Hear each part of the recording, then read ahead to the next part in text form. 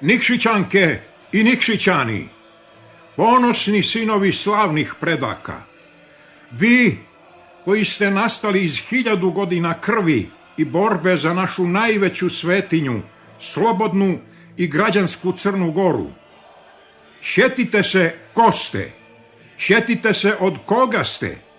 Nijesu naši vjekovi tuđi, nego samo naši.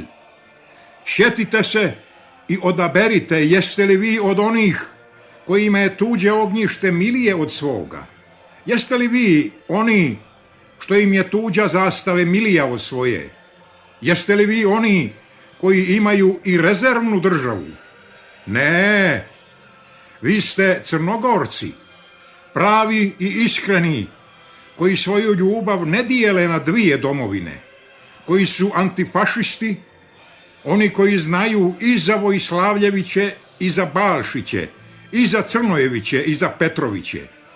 Jeste, vi ste oni koji znaju da istorija ne počinje sa Simom Milutinovićem.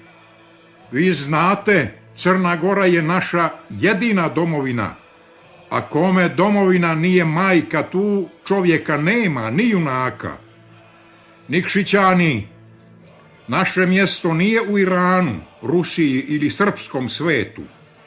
Nikšićani, naše je mjesto u našoj jedinoj Crnoj Gori i u Europi. Probudite se, Nikšićanke i Nikšićani, ustanite, ne prodajte grobove predaka, ne dajte svoja ognjišta. Ustanite i glasno recite, moja jedina domovina je Crna Gora.